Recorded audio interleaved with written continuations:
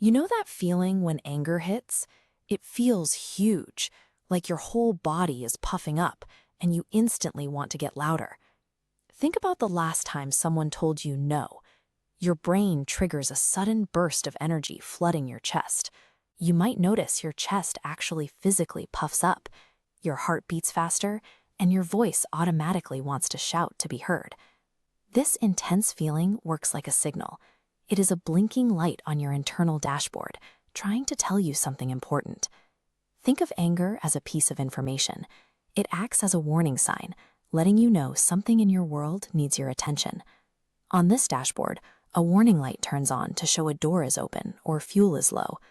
Your internal light works similarly. It blinks when you feel small, stuck, or ignored, like when someone else makes choices for you and you have no control. When your brain detects that you're feeling powerless, it acts like a protective bodyguard. It spots the problem and prepares you to handle it.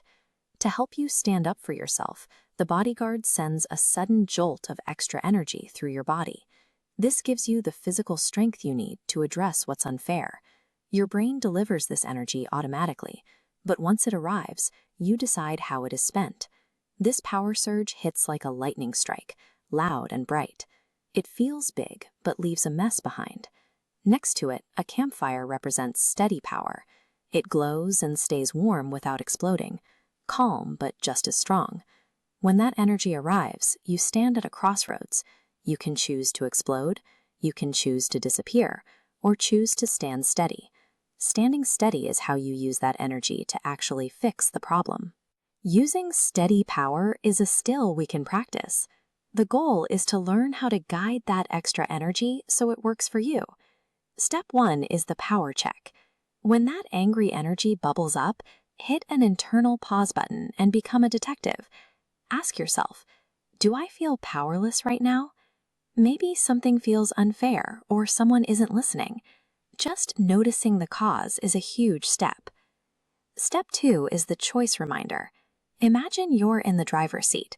Anger is just a passenger. It brings the fuel, but you are the driver steering the vehicle and deciding where to go.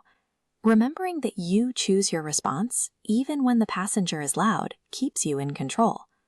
Step 3 is finding a steady body posture. Let's try this together right now. Put your feet flat on the floor and feel the ground holding you up. Let your shoulders drop to release the tightness in your chest. Now lift your chin and look straight ahead.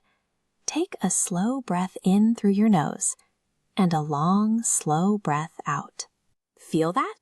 That calm, grounded feeling is what it looks like to hold steady power in your body.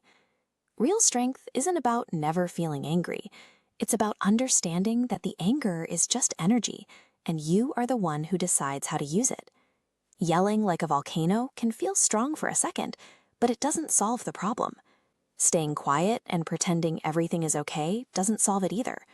Real strength is keeping a calm body and a steady voice, all while you make a clear choice. You don't have to go out and find this power.